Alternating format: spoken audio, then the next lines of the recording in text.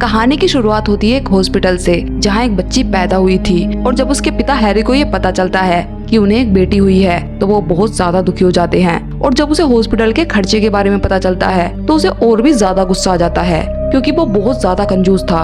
Harry की wife जीनिया अपनी बेटी को गाड़ी में ऐसे फेंक देती है जैसे कि वो कोई बेकार चीज हो, लेकिन उन्हें अंदाजा भी नहीं था कि उनकी बेटी कितनी स्पेशल पावर के साथ पैदा हुई है। वो लोग उसका नाम रखते हैं मटिल्डा। मटिल्डा कुछ ही दिनों में अपना नाम लिखना सीख जाती है, लेकिन हैरी और जीनिया को उसकी कुछ पड़ी ही नहीं थी। वो बस उसे इग्नोर करते रहते।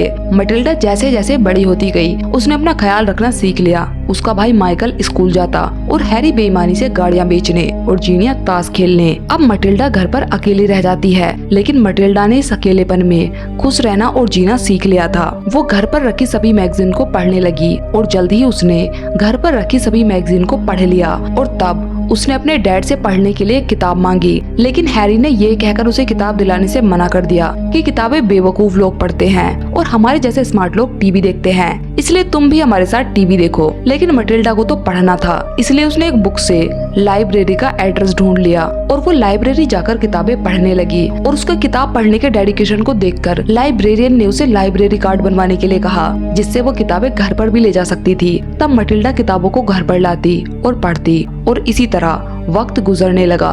वो अपनी उम्र के बच्चों को उनके माता पिता के साथ खेलता देखती, लेकिन उसकी लाइफ में तो उसकी दोस्त बस किताबें ही थी। तब एक दिन मटिल्डा अपने रूम में बैठकर पढ़ रही थी। तभी हैरी उससे पूछता है कि तुम्हारे पास ये किताबें कहाँ से आईं? जिस पर मटिल्डा कहती है कि ये किताबें उसने लाइब्रेरी से ली हैं। जिस पर हैरी कहता है कि वो अभी सिर्फ 4 साल की है, इसलिए उसे अभी सिर्फ टीवी देखना चाहिए। तब ये सुनकर मटिल्डा कहती है कि वो 6.5 साल की है। तब हैरी को लगता है कि मटिल्डा उससे झूठ बोल रही है, इसलिए वो उसे जीनिया के पास ले जाता है। लेकिन जीनिया को भी ये नहीं पता था कि मटिल्डा 6.5 साल की है। उसके हिसाब से तो वो 4 ही साल की थी। तब हैरी कहता है कि तुम झूठ बोल रही हो और वो उसे बहुत ज्यादा डांटता है और उसका भाई माइकल भी अक्सर उसे परेशान करता रहता है। तब मटिल्डा अपने रूम में आकर रोने लगती है। वो सोचती है कि काश उसके पास भी वैसे ही दोस्त होते जैसे कि वो किताबों में पढ़ती है। अब अगले दिन हैरी काफी खुश होकर घर आता है, क्योंकि उसने आज बहुत सारी गाड़ियाँ बेची थी। तब वो अपने बेटे माइकल से टोटल प्रॉफिट जोड़ने के लिए कहता है और वो उसे गाड़ियों के प्राइस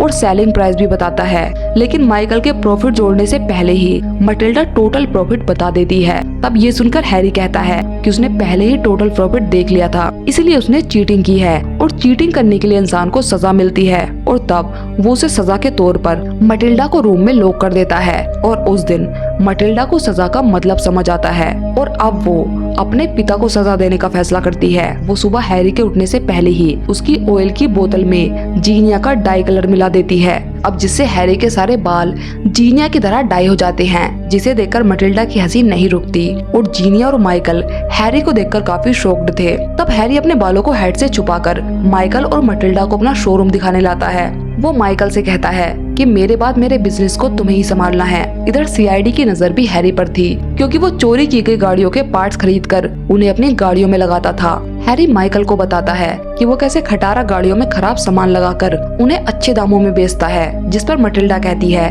कि डैड ये तो गलत है। तब हैरी कहता है वैसे भी सही रास्ते पर चलकर आज तक कौन अमीर बना है। वो माइकल को बताता है कि वो गाड़ी के खराब पार्ट्स को सुपर ग्लू की मदद से चिपका देता है, जिससे गाड़ी कुछ टाइम तक ठीक चलती है। जिस पर मटिल्डा कहती है कि डैड ये बेईमानी है। लेकिन हैरी कहता है कि तुम बेवकूफ हो और मैं तुमसे ज्यादा समझदार हूँ। तब ये सुनकर मटिल्डा हैरी को सबक सिखाने का फैसला करती है और वो उसके कैप के अंदर सुपर ग्लू लगा देती है। और तभी वहाँ पर जीनिया आती है, जो कि सभी को लंच पर ले जाने आई थी, क्योंकि उसने आज जुए में बहुत सारे पैसे जीते थे। तब हैरी अपना हैट पहन लेता है, लेकिन जीनिया एक महंगे रेस्टोरेंट में आने के बाद उसे हैट उतारने के लिए कहती है, लेकिन उनकी लाख कोशिशों के बाद भी वो हैट नहीं उतरता और इस सब में जीनिया की हालत भी बहुत खराब हो जाती है।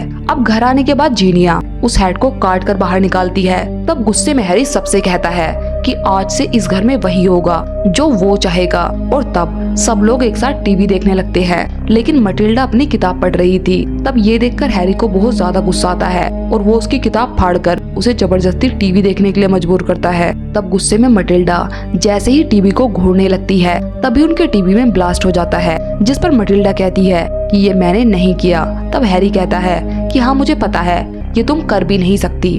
अब अगले दिन हैरी के शोरूम में एक स्कूल की प्रिंसिपल ट्रंच बुलाती है। वो कहती है कि उसे एक ऐसी गाड़ी चाहिए जो जल्दी खराब ना हो, क्योंकि उसके पास गाड़ी ठीक कराने का फालतू समय नहीं है, क्योंकि वो स्कूल की प्रिंसिपल है और उसे स्कूल में डिसिप्लिन पसंद है। वो बिगड़े हुए बच्चों को सुधारती है और अगर हैरी के बच्चे भी बिगड़े हुए हैं तो वो उन्हें उसके स्कूल में भेज सकता है। तब ये सुनकर हैरी मटिल्डा को उसी स्कूल में भेजने का फैसला करता है। मटिल्डा भी स्कूल जाने के बारे में जानकर बहुत खुश होती है। अब हैरी अगले दिन उसे स्कूल छोड़ आता है। अब तभी वहाँ पर स्कूल की प्रिंसिपल आती है, जिसे देखकर पूरे स्कूल में सन्नाटा छा जाता है। उसके हाथ में एक छड़ी थी। उसे देखकर मटिल्डा भी डर जाती है और वो पास में ही एक जगह पर छुप जाती है। तब एक लड़की उसे बताती है कि वहाँ मत छुपो। प्रिंसिपल अक्सर वहाँ चेक करती है और अगर वो किसी बच्चे को शैतानी करते हुए पकड़ लेती है तो वो उसे चौकी में बंद कर देती है, जो कि एक छोटा सा अंधेरा कमरा है और उसके गेट पर लोहे की कीलें लगी हुई हैं। और कल प्रिंसिपल ने एक बच्चे को कैंडी खाते देख लिया था, तो प्रिंसिपल ने उसे सजा के तौर पर क्लासरूम से बाहर फेंक दिया।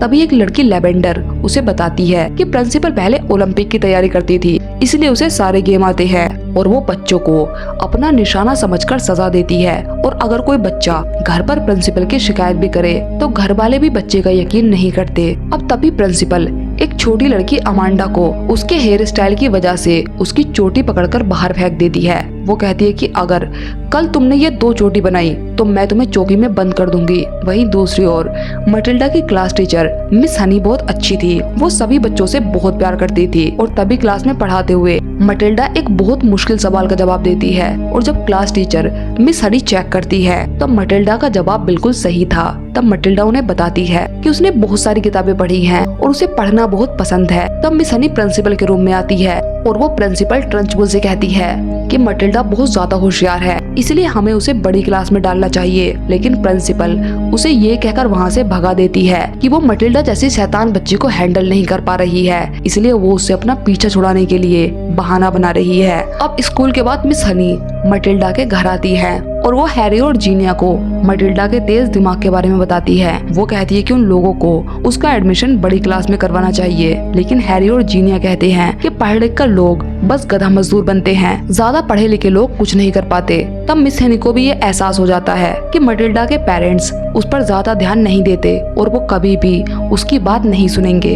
तब मिस हनी वहाँ पर मटिल्डा के लिए एक बुक रखकर चली जाती हैं, जिसे देखकर मटिल्डा बहुत खुश होती है। अगले दिन प्रिंसिपल एक मोटे बच्चे को सजा देने के लिए सभी बच्चों को असेंबली में बुलाती है और वो उस मोटे बच्चे को केक खाने के लिए कहती है, क्योंकि उस बच्चे ने चोरी से प्रिंसिपल का केक खा लिया था और अब प्रिंसिपल उसे सजा के तौर पर बहुत बड़ा केक खाने के लिए कहती है। लेकिन वो बच्चा केक खाते खाते थक जाता है और वो बेहोश होने वाला था। तब ये देखकर मटिल्डा और बाकी बच्चे उसे हिम्मत देते हैं कि वो ये केक खा सकता है और ये देखकर वो मोटा बच्चा सारा केक खा जाता है। लेकिन प्रिंसिपल इसके बदले में सभी बच्चों को स्कूल में 5 घंटे और ज्यादा रुकने की सजा देती है। और अब जब मटिल्डा घर आती है तो वो देखती है कि सीआईडी उनके घर पर नजर रखे हुए है। तब वो हैरी को भी इसके बारे में बताती है कि वो पुलिस है जो हमारे घर पर नजर रखे हुए है, लेकिन उसके घर वाले उस पर यकीन नहीं करते। वो कहते हैं कि तुम एक छोटी बच्ची हो, इसलिए तुम्हें कुछ नहीं पता।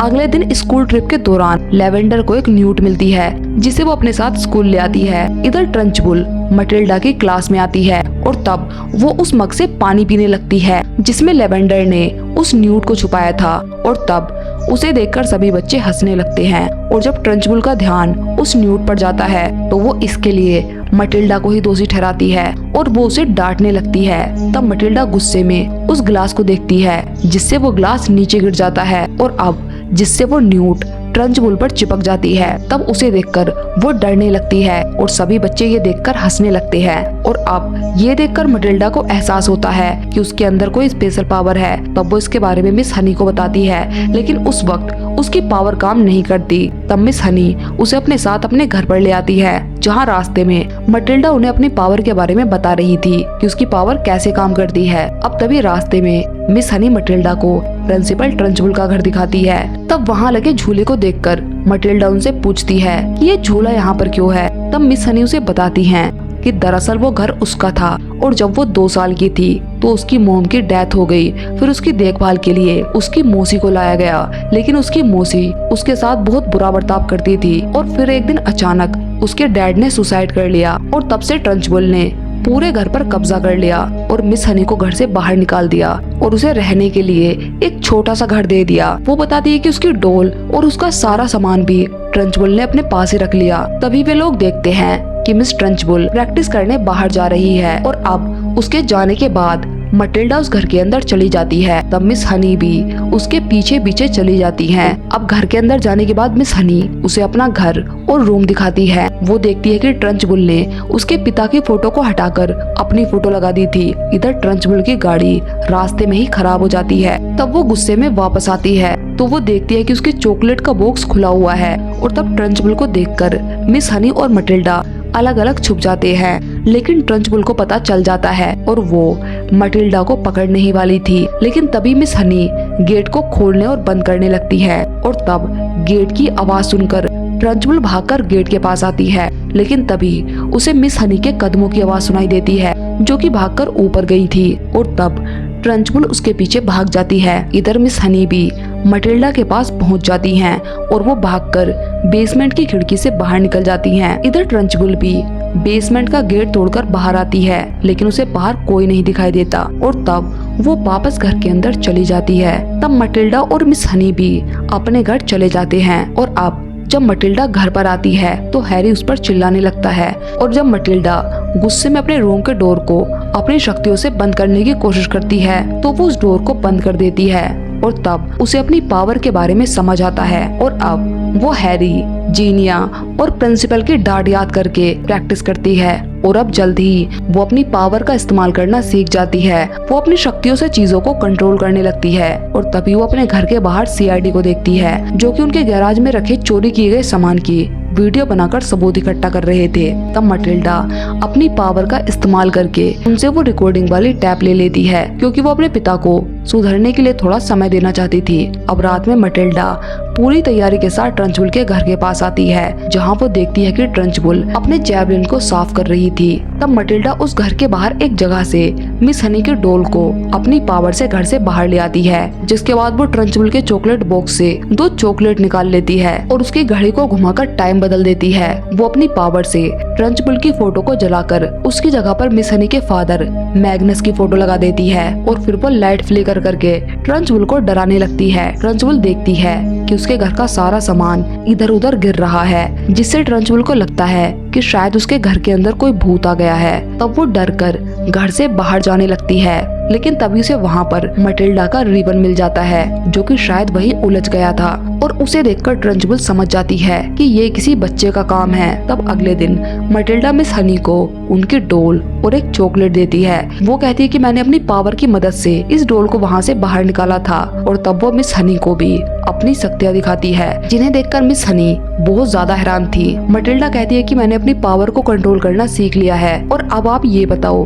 कि आपके डैड आपको क्या बुलाते थे। जिस पर मिस हनी कहती हैं कि वो मुझे शहजादी बुलाते थे और मिस ट्रंचबुल को आगा था।